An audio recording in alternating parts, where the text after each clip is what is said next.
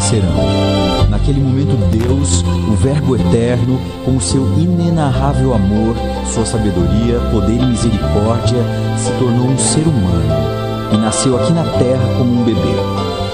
A terra recebeu a sua glória, a glória daquele que é único, que veio do Pai, cheio de graça e verdade. Esta maravilhosa história de uma criança santa que nasceu em uma humilde manjedoura é a razão do Natal. Este maravilhoso presente vindo do céu é o maior dos milagres que hoje celebramos.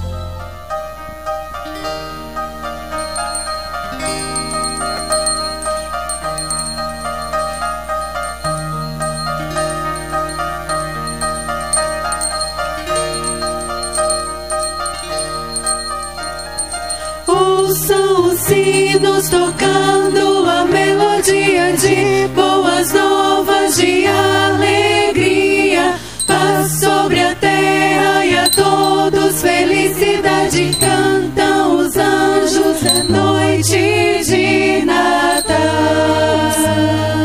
Novas de paz e alegria, vindas do céu, os anjos com seu louvor vem anunciar, Cristo já nasceu. Ouçam os hinos tocando a melodia de boas novas de alegria. Paz sobre a terra e a todos felicidade. Cantam os anjos é noite de Natal. Os terra e céu louvando, com gratidão sente O amor de Deus Emanuel, anunciai, vem para reinar. chegou o Rei. Com uma só voz vamos celebrar. Vamos celebrar com alegria. É Natal, Cristo veio a este mundo, que alegria. É Natal, ouçam os sinos tocando a melodia de boas novas de alegria. Paz sobre a terra e a todos felicidade. Cantam os anjos, o Rei nasceu. Ouçam os sinos tocando a melodia de boas novas de alegria. Paz sobre a terra e a todos felicidade. Cantam os anjos, é noite de Natal.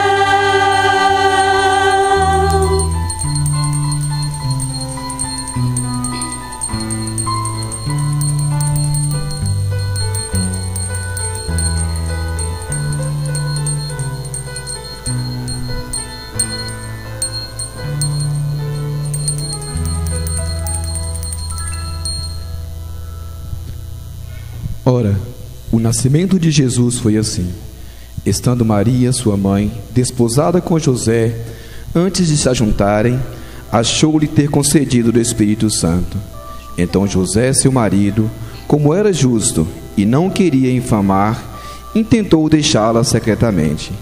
E projetando ele isto, eis que em sonho lhe apareceu o anjo do Senhor, dizendo: José, filho de Davi, não temas receber a Maria, tua mulher, porque o que nela está gerado é do Espírito Santo. E dará à luz a um filho, e chamarás o seu nome Jesus, porque ele salvará o seu povo dos seus pecados. Tudo isto aconteceu para que se cumprisse o que foi dito da parte do Senhor pelo profeta, que diz: E eis que a virgem conceberá e dará à luz a um filho, e chamá-lo-ão pelo nome de Emanuel, que traduzido é Deus conosco.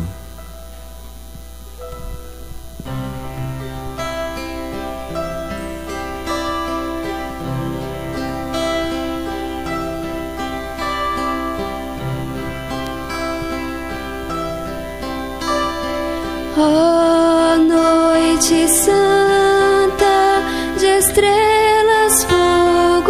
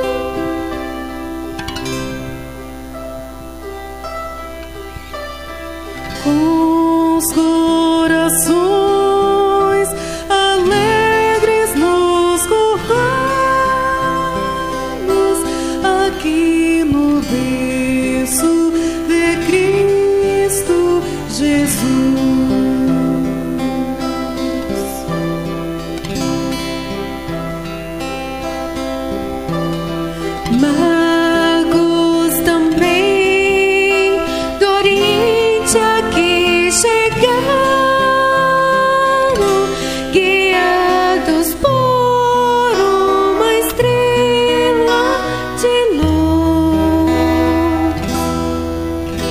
O grande rei, nascido pobremente, eterno amigo, vai se revelar.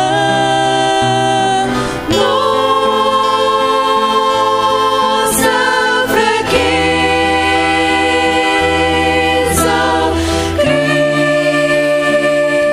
Cristo bem conhece.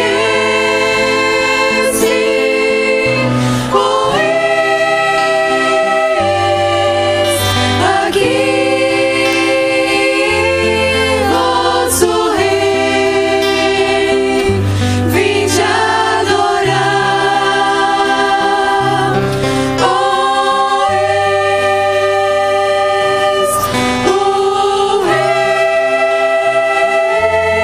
dos reis, vinde ajoelhar. Ó, és o vosso rei, vinde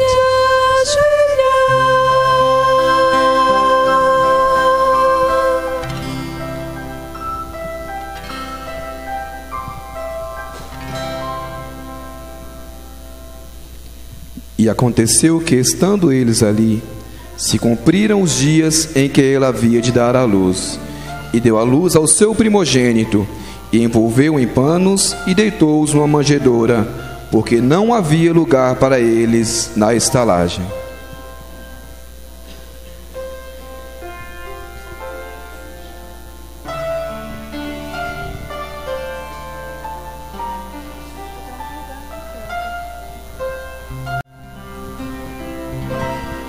Quem chora é Jesus, menino tão comum, e o mundo nem notou que o rei nasceu. Chegou tão frágil, chegou tão simples, chegou o Senhor, Rei sem menção. Mas onde estão os governantes?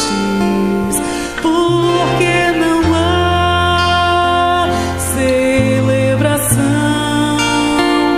O Rei dos Reis se fez menino e vem com ele a salvação. Mas onde estão os que esperavam? Por que não vem render louvor? Já renasceu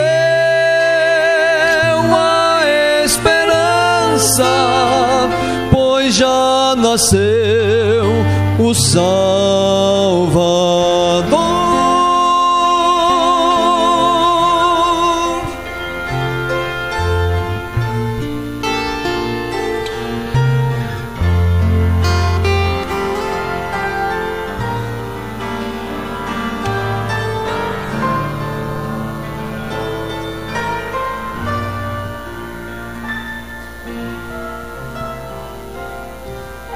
Naquela noite azul, tão cheia de amor, alguns pastores vêm render louvor, e magos do Oriente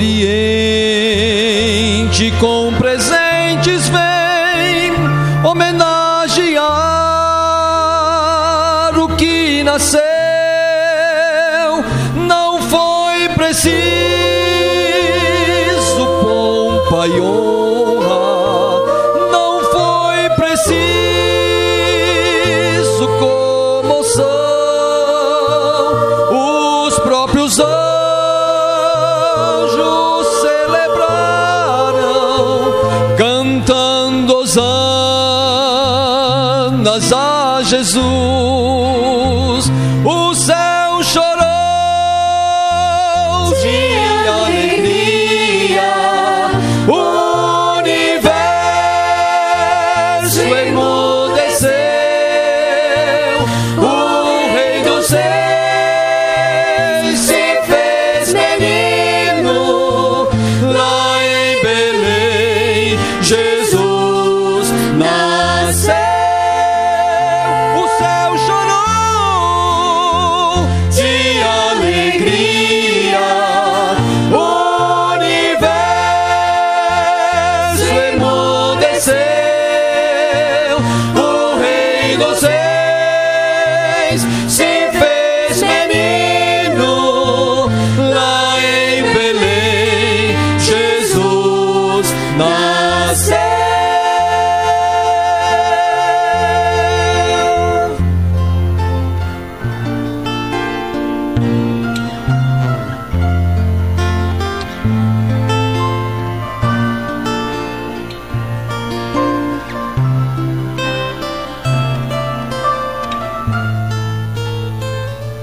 Lá em Belém, Jesus nasceu.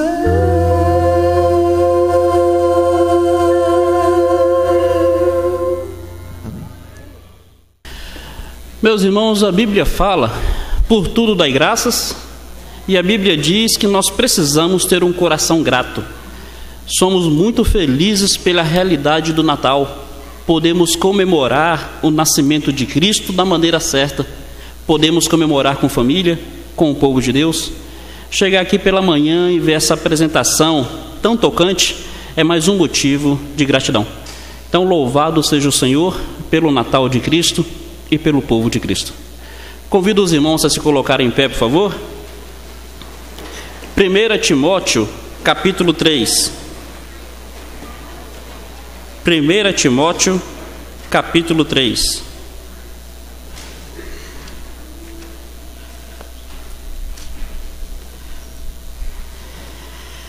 Versículo 16.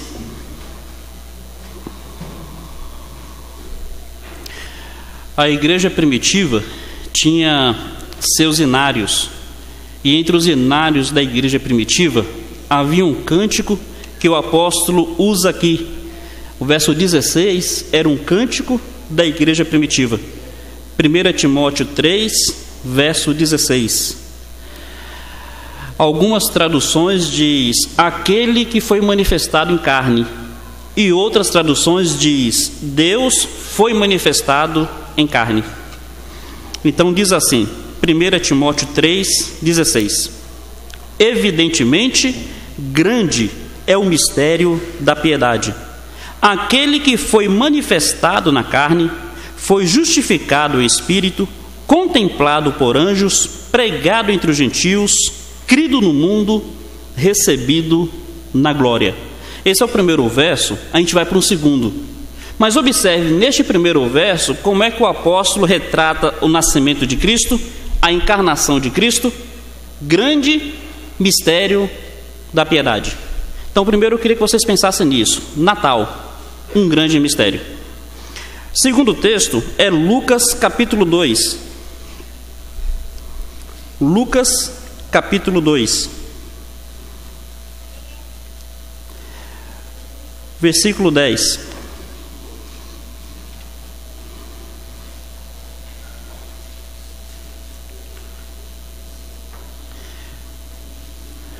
Lucas capítulo 2, versículo 10. Aqui é o anjo que está falando sobre o nascimento de Cristo. Então Paulo, quando fala sobre o nascimento de Cristo, retrata como um mistério. Como é que o anjo vai falar do nascimento de Cristo? Versículo 10 diz: o anjo, porém, lhes disse: não temais, eis aqui vos trago boa nova de grande alegria, que o será para todo o povo. É que hoje vos nasceu na cidade de Davi o Salvador, que é Cristo o Senhor. Novas de grande alegria. Paulo chama de mistério, os anjos chamam de alegria. Meus irmãos, nesses 2 versos eu queria, nessa manhã, considerar com a igreja os mistérios e as alegrias do Natal. Os mistérios e as alegrias do nascimento de Cristo. Vamos falar com Deus. Louvado seja teu nome, Pai. Tu és digno de honra, digno de glória, e nós estamos aqui para te bendizer, para te louvar. Obrigado pelo teu povo aqui reunido, Senhor. Obrigado por tantas pessoas que estão em viagem neste momento e estão aqui conosco por causa da família, por causa da igreja. Pedimos a Ti para que fale a seus corações. E obrigado também por aqueles irmãos que estão fora, comemorando o Natal com seus familiares e outros locais. Abençoa teu povo aqui e espalhado pela face da terra. Fala aos nossos corações, porque nós queremos e amamos ouvir a tua voz. Em Cristo te bendizemos, ó Deus. Amém, Senhor. Todos podem assentar-se?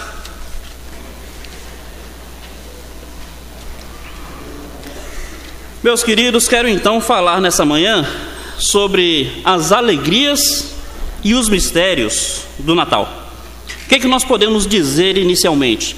Quando falamos de Natal, é mais do que óbvio que não estamos falando de um período do ano, uma data específica. Estamos falando do nascimento de Cristo, do fato de Deus, o Filho de Deus, ter se feito carne. E é fato também que não dá para nós falarmos sobre o Natal de uma forma exaustiva. Não tem como nós exaurirmos este tema. Por exemplo, só o fato de dizer que Maria, virgem, se achou grávida, não tem como falar deste assunto de uma maneira que fique completamente compreendido. É um milagre, é um mistério, é uma grande alegria. Mas nessa manhã, eu gostaria de falar sobre o Natal de uma forma a nos maravilharmos sobre o nascimento de Cristo e considerarmos as implicações do nascimento de Cristo na vida do povo de Cristo. São muitos os milagres, são muitos os mistérios, são muitas as maravilhas. Consideremos então a primeira. A Bíblia fala que durante o nascimento de Cristo houve grande manifestação angelical. Meus irmãos, nós sabemos que os anjos estão em constante atividade. A Bíblia fala que eles são espíritos ministradores, que estão a serviço dos que creem. Mas olhando na Bíblia, para mim, os 2 momentos de maior atividade dos anjos são Apocalipse, na grande tribulação, e o outro no Natal. Houve uma manifestação angelical tremenda. Por exemplo, estava Zacarias, aquele que seria o pai de João Batista. Zacarias estava no templo, era o turno sacerdotal dele. E ali no templo, quem aparece para Zacarias? Um anjo. O anjo aparece para dizer que a esposa de Zacarias, mesmo sendo estéril, mesmo sendo adiantada em idade, ela conceberia e daria à luz a João Batista. João Batista seria o precursor de Jesus Cristo. Então os anjos começaram a se manifestar já bem antes de Maria estar grávida, já no nascimento de João Batista com sua mãe Isabel. Passa-se um tempo depois, cerca de 5 meses, e um anjo, Gabriel, aparece para Maria. Aparece para Maria e diz: bem-aventurada és tu. Maria fica considerando aquilo, e aí Gabriel avisa: olha, você vai ser a mãe do Messias. Maria fica entusiasmada, fica por demais alegre. No entanto, o noivo de Maria, que é José, ele fica boquiaberto. Ele fala: puxa, eu namorava com uma moça que era séria, e eu namorava com uma moça virgem, sempre respeitei essa moça, e ela parece grávida. O que o José pensa então? Talvez Maria tenha, infelizmente, caído na área moral. Para não difamar Maria, eu vou fugir. José estava fazendo o seguinte: ele responderia pela gravidez de Maria, fugindo. As pessoas diriam que ele engravidou Maria e fugiu, aí Maria não seria apedrejada. Mais uma vez, quem é que intervém? Gabriel. O anjo vem até José e fala: José, isso que aconteceu realmente foi uma manifestação sobrenatural. Então os anjos estão aí em constante atividade. De repente estão os pastores na noite do nascimento de Cristo, os pastores cuidando do rebanho, e aparece uma miríade de anjos. Essa miríade de anjos aparece para os pastores e diz: paz na terra aos homens de boa vontade. Mais uma vez estão os anjos ali se manifestando diante do nascimento de Cristo. Meus queridos, isso é uma grande maravilha, isso é uma grande alegria. Sabe por quê? Essas manifestações celestes diante do nascimento de Cristo têm uma mensagem muito clara. O nascimento de Cristo abriu o céu aos homens. Porque Cristo nasceu, os anjos aparecem aos homens para dizer: olha, agora não tem mais empecilho do céu para com o homem e do homem para com o céu. Agora o homem pode viver na terra com uma dimensão e uma realidade celeste. Não tem mais porta fechada. Através de Cristo, os céus têm acesso aos homens e os homens têm acesso aos céus. Para enfatizar um pouco mais esse ponto, Jesus Cristo, quando começa a reunir os seus discípulos, aqueles que seriam seus apóstolos, ele chama um homem chamado Natanael. Natanael chega até Jesus bem duvidoso, bem incrédulo. Aí Jesus fala: olha, Natanael, você está me conhecendo agora, mas eu já te conhecia bem antes, quando você estava debaixo de uma figueira. Natanael fica boquiaberto. Ele fala: puxa, esse homem não é alguém comum. Para ele ter conhecimento de mim sem nunca ter me visto, então ele é alguém especial. Jesus Cristo olha para Natanael e fala: Natanael, porque eu disse isso, você crê? Coisas maiores você verá. Você verá o Filho do Homem assentado e os anjos subindo e descendo a partir dele. O que Jesus Cristo está fazendo? Está dizendo: olha, Natanael, por minha causa, a partir de agora, haverá uma grande manifestação celeste na tua vida. E meu querido, porque Cristo nasceu, porque Cristo veio ao mundo como homem, você crendo nele, a grande manifestação celeste na sua vida, a grande manifestação da atuação de Deus na sua vida, na sua história.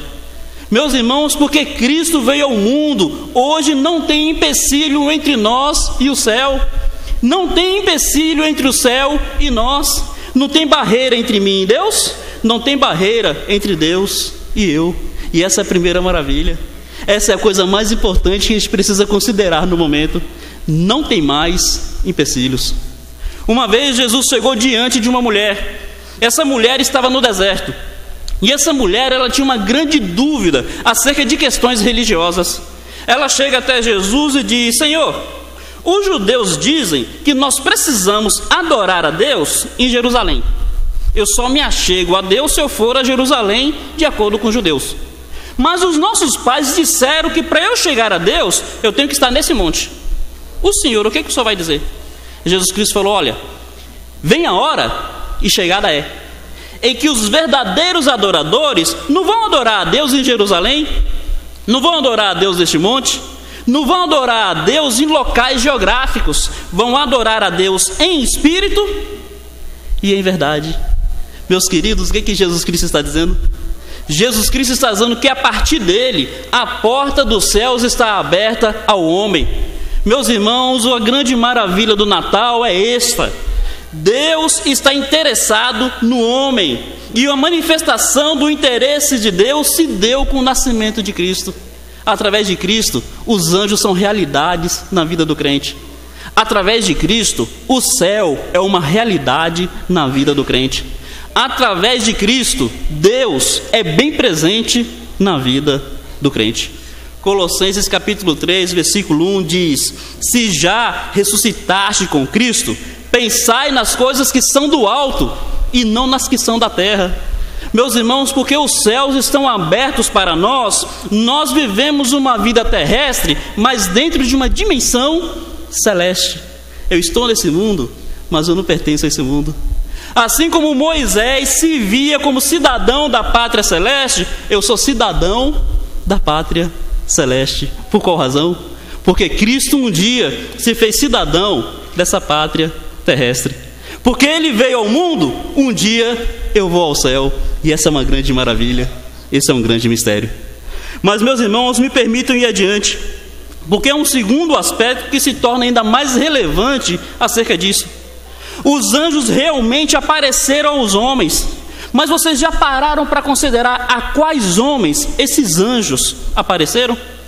A Bíblia fala que no nascimento de Cristo, 4 grupos de pessoas se tornaram presentes. 4 grupos de pessoas testemunharam. Primeiro, aqueles magos. A Bíblia fala que havia um grupo de pessoas que vieram do Oriente. Só para ficar esclarecido para nós.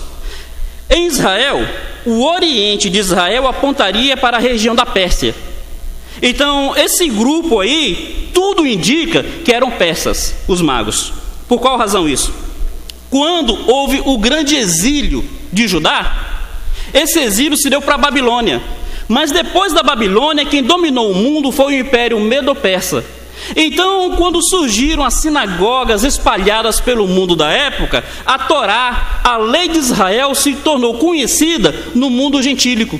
Então, possivelmente, esses magos eram pessoas conhecedoras, ainda que não intimamente, mas conhecedoras das Escrituras.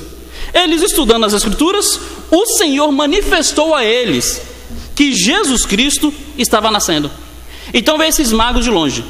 Esses magos gentios, eles vêm guiados por uma maneira sobrenatural. O que guia aqueles magos? Uma estrela.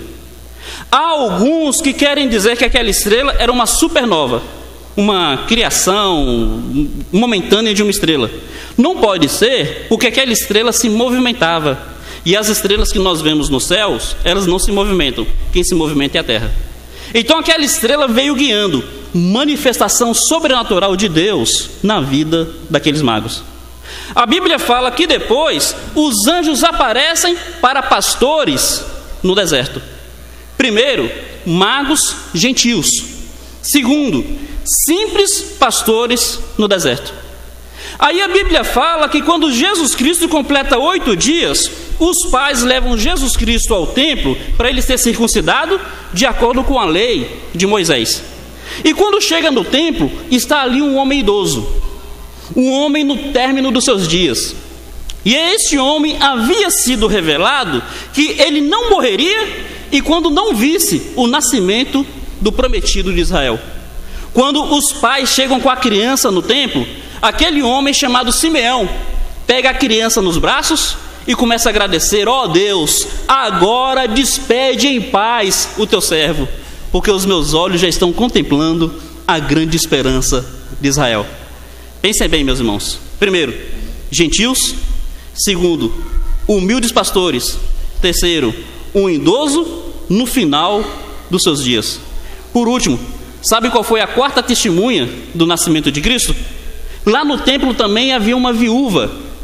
E a Bíblia descreve essa viúva como uma mulher que todos os dias estava no templo. E o texto fala que ela adorava a Deus no templo de dia e de noite, com orações e com jejuns.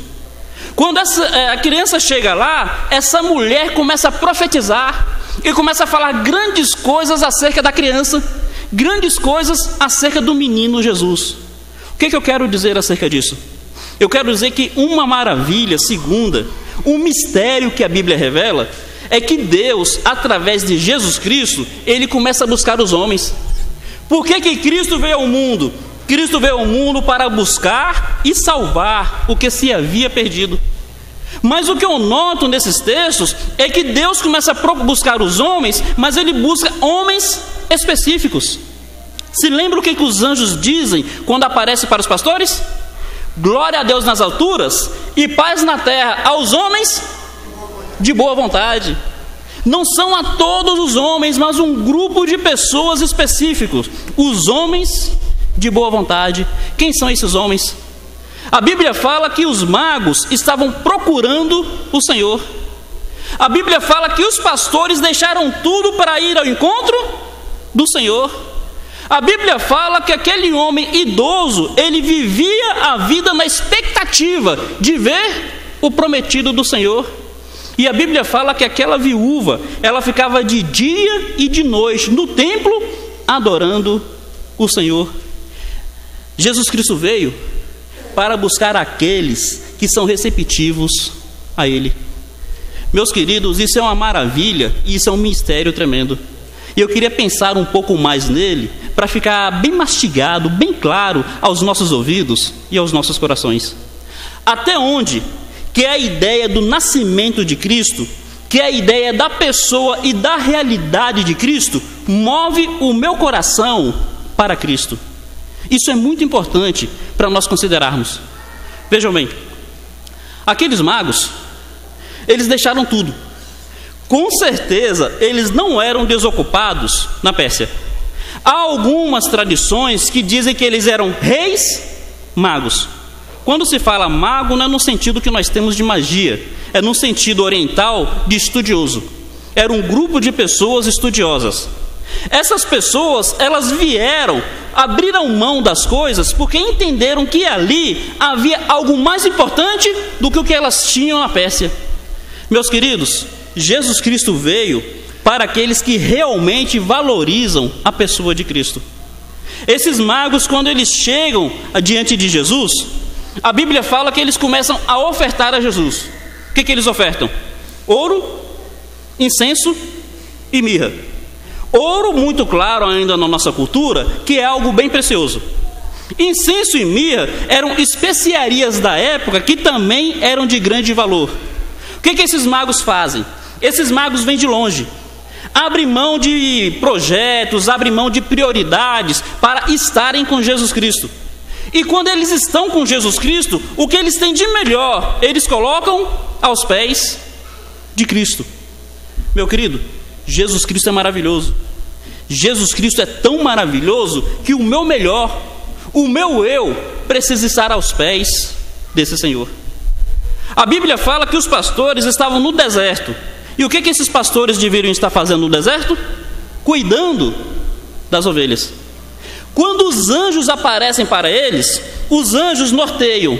Os anjos dizem: em tal lugar está o Messias. Esses pastores, eles precisam fazer uma escolha. Ou eles ficam com as ovelhas no deserto, ou eles deixam as ovelhas no deserto e vão até Cristo. Qual escolha que esses pastores têm que fazer? Esses pastores escolhem o melhor. Eles deixam as ovelhas no deserto e vão até Cristo. O que isso me mostra, meus queridos? Isso me mostra que muitas vezes o meu melhor eu posso colocar aos pés de Jesus, como os magos fizeram. Mas isso também me mostra que algumas vezes eu vou ter que escolher entre o meu melhor e Jesus, assim como os pastores fizeram. E quando eu tiver que escolher entre o meu melhor e Jesus, qual é a escolha que eu faço? Os anjos vieram àqueles pastores.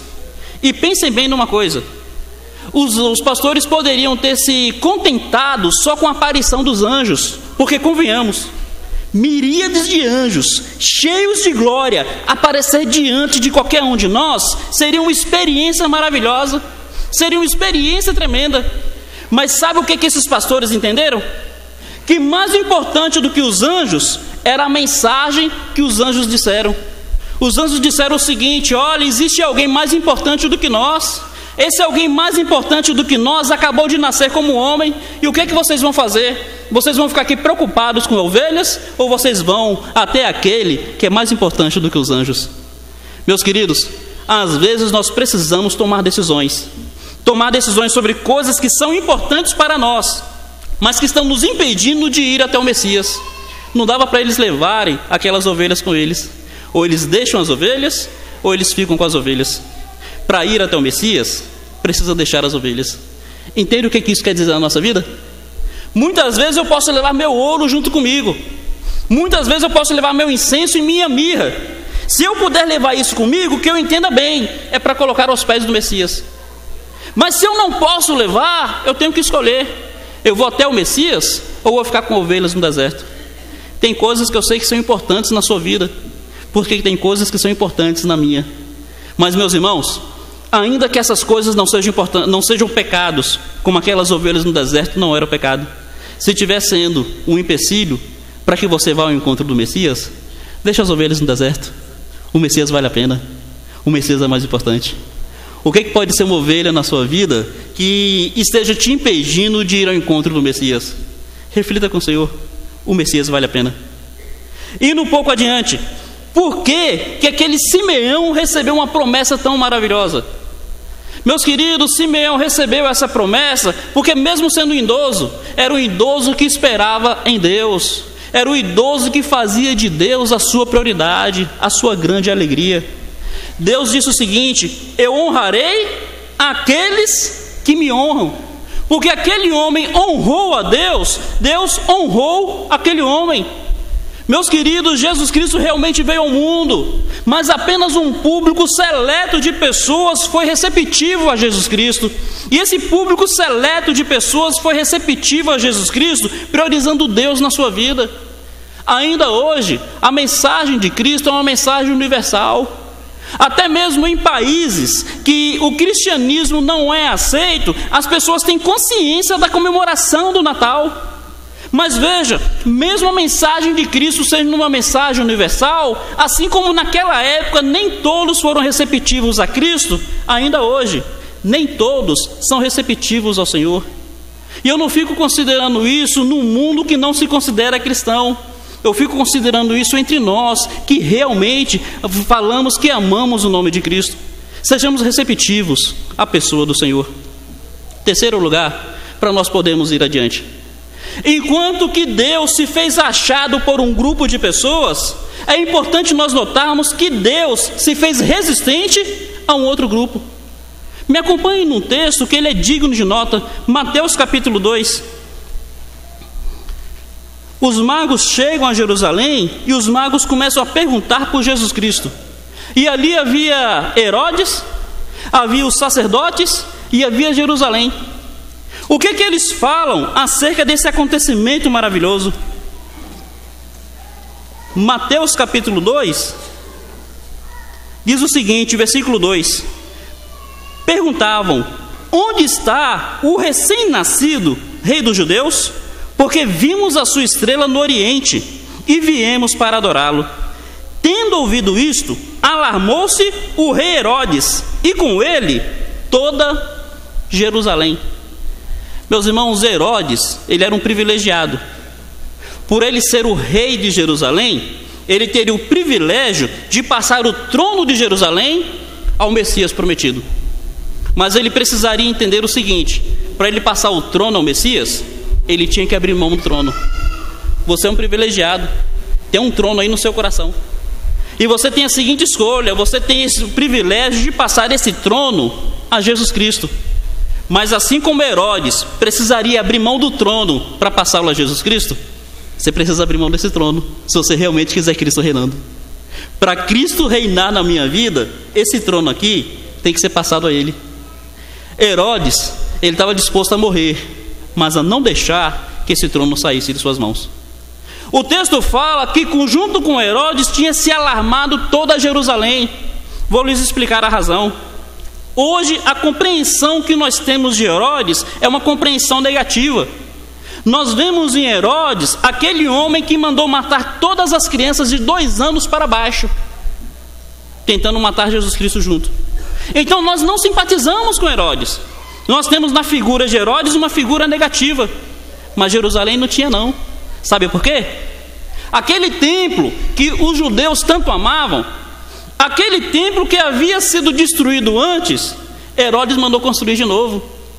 Se lembram quando os discípulos chegam até Jesus e falam assim: Jesus, olha que construção, olha que pedras. Esse templo aí que os discípulos estavam tão admirados, quem mandou reconstruir foi Herodes. E foi nessa época aqui. Então Jerusalém estava alarmada porque Herodes, esse Herodes que para nós é uma pessoa negativa, para eles era uma pessoa admirável. Realmente era um déspota, realmente era um tirano, mas era um déspota e um tirano que estava fazendo grandes coisas por Jerusalém. E Jerusalém estava alarmada. Se vem o Messias, quer dizer que o nosso templo vai ficar pela metade? Se vem o Messias, quer dizer que as grandes coisas que Herodes está fazendo vão cair por terra? Meus irmãos, o que eu quero dizer com isso é que Jerusalém precisava mais uma vez fazer uma escolha.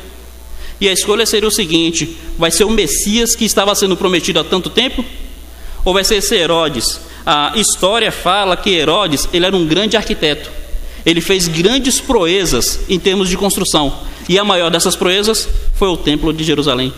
Então Jerusalém fica alarmada. Veja bem, Herodes privilegiado poderia passar o trono ao Messias. Jerusalém privilegiada, sabe qual a distância entre Belém e Jerusalém? Menos de 8 quilômetros. Seria como daqui, na Lagoa das Flores.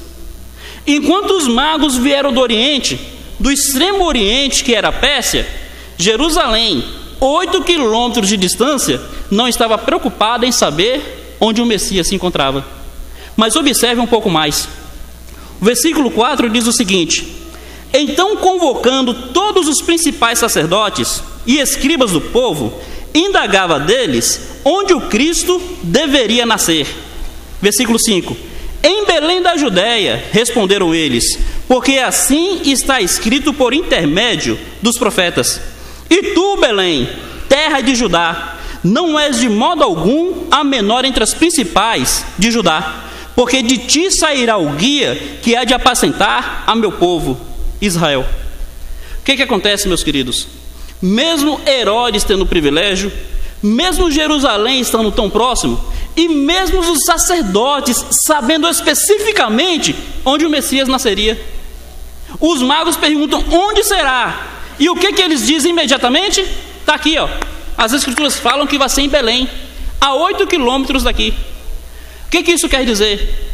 Eles tinham o privilégio, eles tinham a proximidade, eles tinham o conhecimento, mas eles não tinham o menor interesse.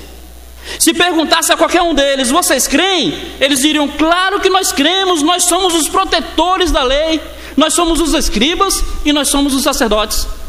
Mas mesmo com a profissão de fé de que vocês creem, vocês vão até o Messias? De maneira nenhuma.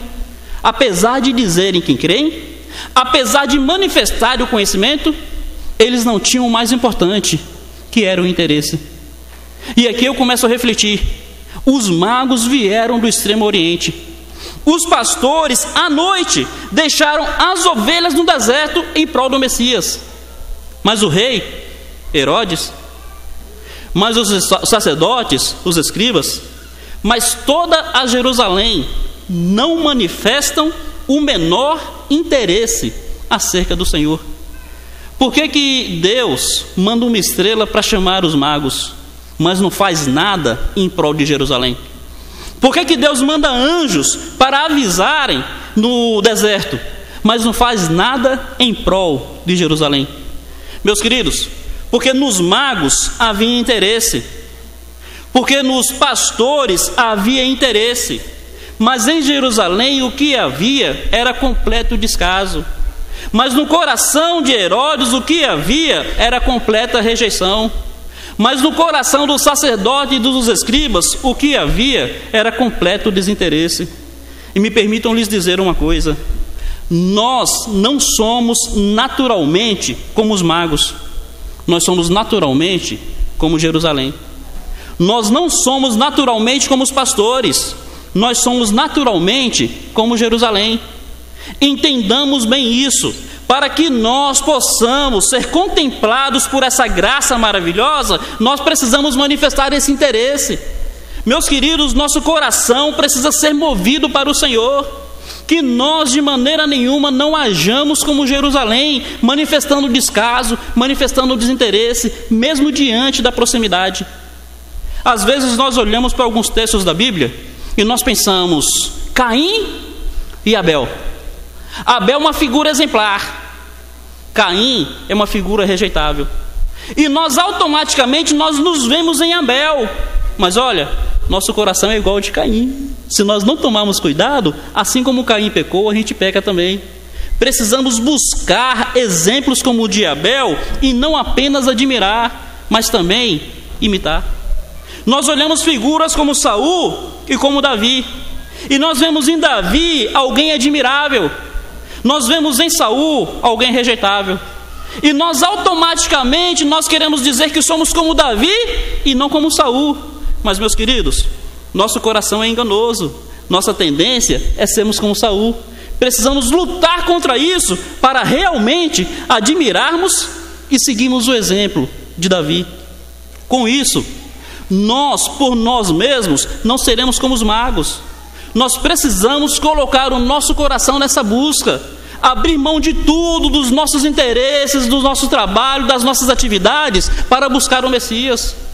Precisamos ser como os pastores, abrir mão das nossas ovelhas no deserto, para ir ao encontro do Messias. Porque se assim não for, meus irmãos, se assim não for, meus amigos, nós poderemos ser igual a Jerusalém. Tem proximidade, menos de 8 quilômetros de Belém. tem conhecimento. Onde é que vai ser? Vai ser em Belém.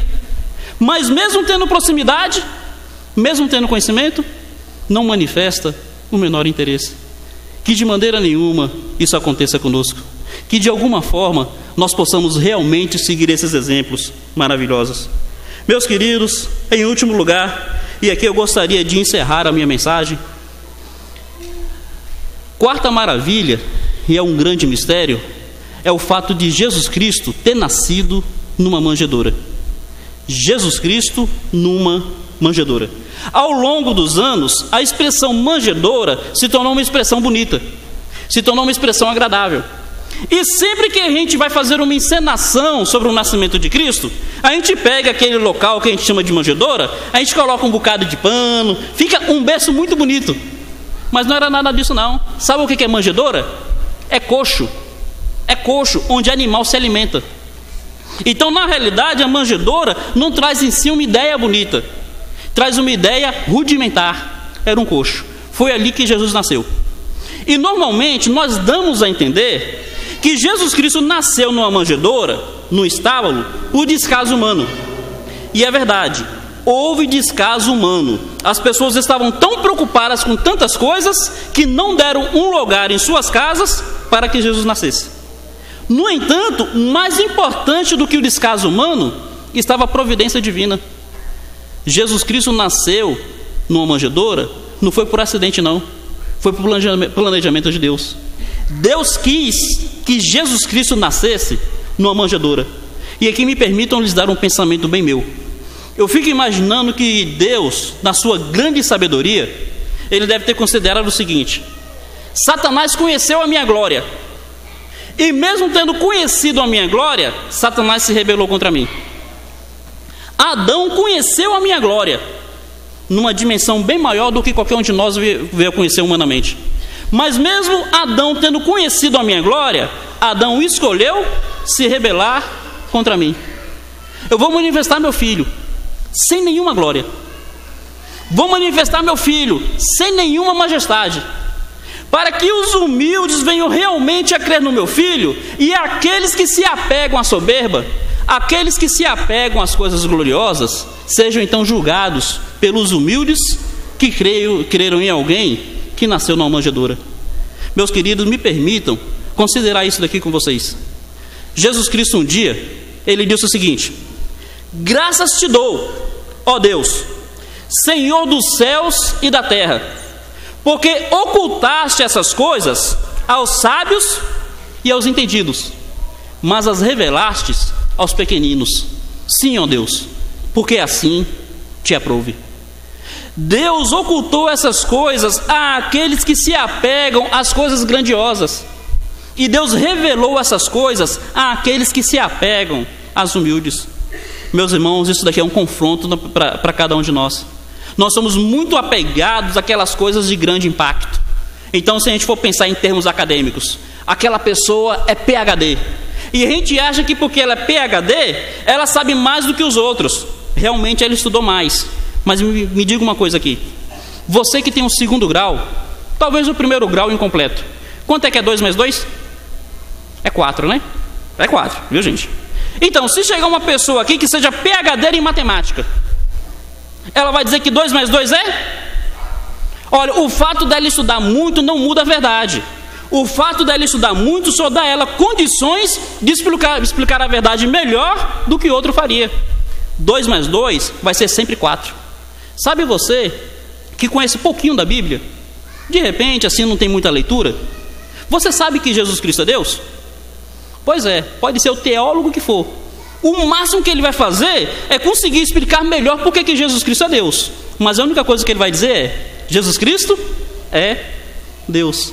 Ele ocultou essas coisas dos sábios e dos entendidos, e ele revelou aos pequeninos. Um dia, as pessoas chegaram até Jesus e disseram: mostra-nos um sinal para que creamos em ti. Jesus Cristo fala: essa geração má e adúltera pede um sinal. Nenhum sinal lhe será dado, a não ser o do profeta Jonas. Assim como Jonas passou 3 dias e 3 noites na barriga de um peixe, eu passarei 3 dias e 3 noites no ventre da terra. O que Jesus Cristo está dizendo? Meu querido, o único sinal que você vai ter da minha glória é a minha morte. O único sinal que você vai ter de que eu sou o Filho de Deus é que eu vou morrer. Meus irmãos, Jesus Cristo disse o seguinte, que um dia os ninivitas se levantariam no juízo. E os ninivitas se levantariam e condenariam aquela geração. Porque os ninivitas creram em Jonas. E ele está dizendo, eis aqui quem é maior do que Jonas. Para os ninivitas crerem em Jonas, eles precisaram ver Jonas saindo do ventre do peixe. Para que aquela geração cresça em Jesus Cristo, eles precisariam ver Jesus Cristo entrando no ventre da terra. Pense bem nisso. Jesus Cristo disse mais, que um dia a rainha de Sabá se levantaria e julgaria aquela nação. Porque a rainha de Sabá veio de longe por causa de Salomão e creu em Deus através de Salomão. E Jesus Cristo está dizendo, eis aqui quem é maior do que Salomão. A maravilha é que Jesus Cristo nasceu numa manjedoura. Jesus Cristo viveu uma vida de carpinteiro, que era uma vida dura. Mexer com madeira, madeira é pesado, machuca a mão, machuca o ombro. Jesus Cristo nasceu na manjedoura, viveu uma vida humilde. E quando Jesus Cristo começou o seu ministério, sabe como é que ele era sustentado? A Bíblia fala que ele e os apóstolos eram sustentados pelas ofertas das mulheres. Então ele viveu uma vida humilde, foi sustentado o seu ministério através das ofertas das mulheres e morreu numa cruz. E sabe o que a Bíblia nos ensina? Que nós só vamos poder ver a glória de Cristo depois que nós contemplarmos a cruz de Cristo. João, o apóstolo, quando ele está no Apocalipse, ele vê Cristo glorificado. Mas sabe por que ele contempla Cristo glorificado? Porque um dia ele viu Jesus crucificado. E meus irmãos, indo adiante, nós não apenas só veremos a glória de Cristo depois que vimos a cruz de Cristo, nós só vamos amar a glória de Cristo depois que aprendemos a amar a cruz de Cristo. Jesus nasceu na manjedoura porque ele realmente quer manifestar o seu amor àqueles que se apegam a ele, não pela sua glória, mas pela salvação que ele oferece. Não pelo que ele pode fazer por você nessa vida, mas pelo que ele faz por você na eternidade. Jesus Cristo nasceu na manjedoura para se manifestar àqueles que realmente são humildes. E meus irmãos, por mais que nós humanamente sejamos apegados a grandes coisas, me permita lhe dizer aqui uma coisa. Se nós fôssemos comemorar o Natal e tivesse um coral de 300 vozes, e se tivesse uma encenação teatral impactante, e se tivesse uma tremenda de uma cantata, sabe o que isso tudo faria? Isso tudo diria o seguinte: Jesus Cristo nasceu numa manjedoura. Não mudaria a mensagem, porque a grande mensagem é essa. E é isso que nós precisamos apreciar, é isso que nós precisamos admirar. Meus irmãos, a grande mensagem cristã é essa: Deus se fez homem, Deus se fez humilde, Deus se fez carne e sofreu morte de cruz, para que nós, através desse Deus humilhado, nós pudéssemos ser exaltados. A nossa glória, a nossa alegria é saber que Deus nos amou de tal ponto, que Deus se manifestou de tal forma. O apóstolo chega a dizer: grande é o mistério da piedade. Aquele que se fez carne, aquele que se fez homem, aquele que morreu numa cruz, tão somente para que nós hoje pudéssemos nos achegar a Deus, sabendo que o céu está aberto para nós, sabendo que Deus nos amou a ponto de enviar o seu Filho para nos buscar. Meus irmãos, pensem nisso, e que essa compreensão, que essa contemplação só nos leve a entender que Deus nos ama e Deus nos busca através de corações quebrantados, através de corações humildes, através de corações que deixam ovelhas no deserto, sabendo que Jesus é mais importante, através de corações que aquilo que tem de precioso é para colocar aos pés de Jesus. Ele é maior, Ele vale a pena, exaltado seja Ele. Que Deus nos abençoe. Passo agora a palavra ao pastor Infante. Feliz Natal a toda a igreja.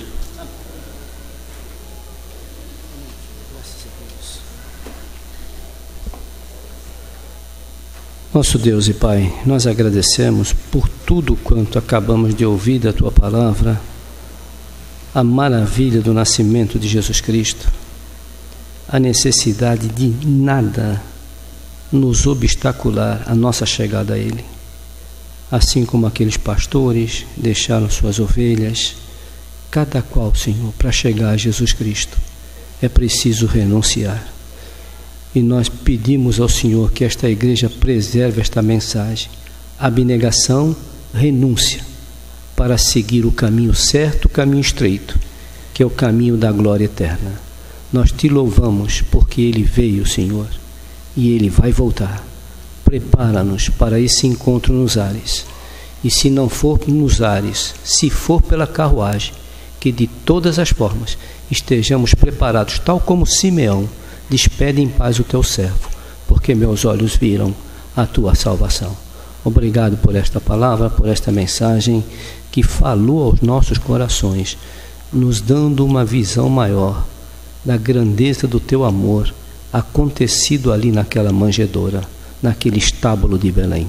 Em nome de Jesus e para a sua glória. Amém, Senhor.